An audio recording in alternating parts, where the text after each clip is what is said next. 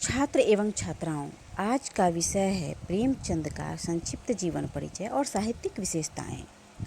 मुंशी प्रेमचंद का जन्म सन 1880 ईस्वी में वाराणसी जिले के लम्ही नामक ग्राम में हुआ था। उनके बचपन का नाम धनपत राय था। पिता का नाम मुंशी अजायब राय तथा माता का नाम आनंदी देवी था। पिता डाकघर में मुंशी थे। आरंभिक शिक्षा उर्दू में हुई। आर्थिक कठिनाई के कारण पढ़ाई का सिलसिला बीच बीच में टूटता रहा। उन्होंने 1924 ईस्वी में बाल विधवा शिवरानी देवी से विवाह किया। स्कूल के अध्यापक और सब इंस्पेक्टर के रूप में उन्होंने काम किया। फिर यह सब कुछ छोड़ छाड़ कर विशुद्ध लेखन के क्षेत्र में उतर आए और अंतिम सांस तक कलम के सिपाही बने रहे। पहले वह उर्दू में नवाब राय के नाम से लिखते थे। सोजे वतन नामक उर्दू कहानी संग्रह में निहित राष्ट्रीय भावनाओं के कारण उनको तत्कालीन विदेशी शासन का कोपभाजन बनना पड़ा। अतः अंग्रेज सरकार के दमन से बचने के लिए उन्होंने अपना नाम प्रेमचंद रख लिया। उन्होंने कई पत्रिकाओं का संपादन भी किया। इसके बाद उन्होंने अपना प्रेस खोला तथा हंस नामक पत्रिका निकाली। सन 1936 में उनका देहावसान हो गया। प्रेमचंद हिंदी के युग प्रवर्तक रचनाकार रहे हैं। उन्होंने उपन्यास, कहानी, नाटक, समीक्षा, लेख, संपादकीय संस्मरण आदि अनेक विधाओं में साहित्य की सृष्टि की, किंतु प्रमुख रूप से वह कथाकार रहे हैं। वे प्रथम उपन्यासकार थे जिन्होंने उपन्यास साहित्य को तिलिस्मी और अय्यारी से बाहर निकालकर उसे वास्तविक भूमि पर ला खड़ा किया। उन्होंने अपनी रचनाओं में जनसाधारण की भावनाओं और उनकी समस्याओं का मार्मिक चित्रण किया। बात यह है कि जब प्रेमचंद हुए उस समय हिंदी साहित्य में जो रचनाएं होती थी, जो भी कथा रची गई थी, वह सब काल्पनिक थी और वास्तविकता से कोसों दूर थी।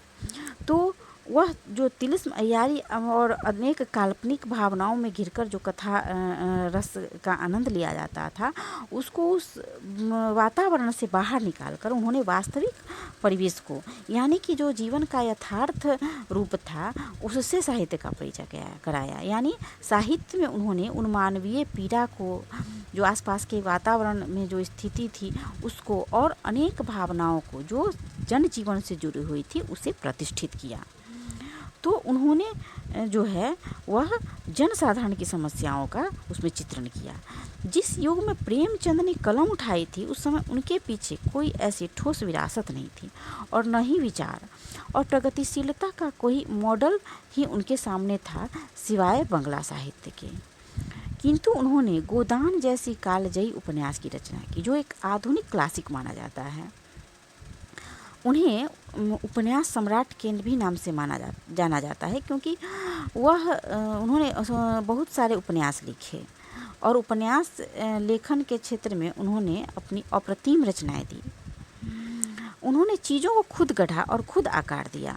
उन्होंने लगभग 1 दर्जन उपन्यासों एवं 300 कहानियों की रचना की। उनके प्रसिद्ध उपन्यासों में सेवा सदन, निर्मला, रंगभूमि, कर्मभूमि, गबन, गोदान आदि हैं। उनकी कहानियों का विशाल संग्रह 8 भागों में मानसरोवर नाम से प्रकाशित है, जिसमें लगभग 300 कहानियां संकलित हैं। साहित्यिक निबंध कुछ विचार नाम से प्रकाशित हैं। उन्होंने माधुरी एवं मर्यादा नामक पत्रिकाओं का संपादन भी किया तथा हंस एवं जागरण नामक पत्र भी निकाला। उनकी रचनाएं आदर्शोन्मुख यथार्थवाद से जुड़ी है। यह भी एक सवाल है कि आदर्शोन्मुख यथार्थवाद, तो इसमें स्पष्ट कर दूं कि यथार्थ का मतलब है कि जीवन की वास्तविकता, यानी जो वास्तविकता है समाज की, हमारे जीवन की, हमारे परिवार की, यानी तो उसको उसी रूप में ग्रहण करना यथार्थवाद है। और आदर्शोन्मुख का मतलब है कि जो आदर्श की ओर उन्मुख हो, यानी कि जो सच्चाई तो हो लेकिन एक आदर्श वातावरण की सृष्टि में सहयोग करे, वैसे वातावरण की संरचना करना। तो उन्होंने पहले तो यथार्थवाद से जुड़ी रचनाएं की, किंतु बाद में उन्होंने आदर्शोन्मुख यथार्थवाद को अपनाया। तो उन्होंने एक समाज सुधारवादी प्रवृत्ति अपनाई, जिसके कारण इस तरह की जो स्थापना है उनके रचनाओं में हुई। तो समाज सुधार एवं राष्ट्रीयता उनकी रचनाओं के प्रमुख विषय रहे हैं। प्रेमचंद की भाषा सहज सरल और प्रवाहपूर्ण ही नहीं थी, मुहावरेदार भी थी। वह चूँकि पहले उर्दू में लिखते थे, इसलिए उनकी भाषा में उर्दू के शब्दों और उसके मुहावरों का, लोकोक्तियों का बड़ा ही ज़बरदस्त जो है संचयन मिलता है। उसमें जो है बहुत ही इन सब शब्दों का संचयन किया गया है, उसमें रखा गया है उन सब चीज़ों को। जो उनके रचनाएं हैं उनमें जो है उर्दू के शब्द ही नहीं, उनकी चलती फिरते शब्द तो हैं सो है, लेकिन जो मुहावरा और लोकोक्ति है वो भी यत्र तत्र दिखने को मिलते हैं, जो अत्यंत प्रभावशाली भी हैं। तो असामयिकता के साथ उन्हें उनके साहित्य में ऐसे तत्व विद्यमान हैं जो उसे शाश्वत और अस्थायी बनाते हैं। तो स्वाभाविक है कि जो कालजयी रचनाएं होंगी, यानी कि जो हमेशा के लिए सत्य होंगी, आदर्शोन्मुख होंगी और समाज के लिए प्रासंगिक होंगी। यानी कि समाज की प्रासंगिकता जब तक बनी रहेगी तब तक कोई भी कृति जो है वह अक्षय यश पाती रहेगी।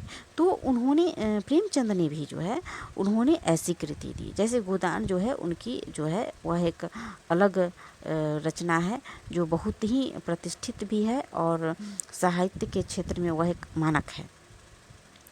तो प्रेमचंद ने की रचनाएं शाश्वत हैं और अस्थायी इसलिए हैं क्योंकि उन्होंने कालजयी रचनाएं ही नहीं, युगीन परिवेश का बहुत ही स्पष्ट चित्रण करते हुए प्रसंगानुकूल बातें वहाँ रखी हैं।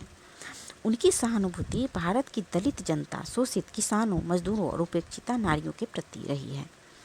तो इस प्रकार उन्होंने समाज के जो जनजीवन का चित्रण है, जो हमारे आसपास में बिखरे हुए जो समस्याएं हैं, उन सारी समस्याओं को उन्होंने अपने साहित्य में पिरोया है। उनकी कहानियों और उपन्यासों को पढ़कर ऐसा प्रतीत होता है कि उसके जो पात्र हैं वह कहीं ना कहीं हमारे समाज में स्थित हैं, यानी हम उनको देखते हैं अपने आस पड़ोस में, ऐसी घटनाओं को, ऐसे पात्रों को देखते हैं, नित्य देखते हैं और उनसे परिचित होते रहते हैं। तो ऐसा लगता है कि वह बिल्कुल हमारे ही परिवेश के हैं। तो उनकी रचनाएं इसीलिए वास्तविक भी है और पूर्ण रूप से लोगों के हृदय में अपना जगह भी बनाए हुए हैं। तो इस प्रकार जो मुंशी प्रेमचंद अपने युग के उन सिद्ध रचनाकारों में थे जिन्होंने हिंदी को नवीन युग की आशा, आकांक्षाओं की अभिव्यक्ति का सफल माध्यम बनाया।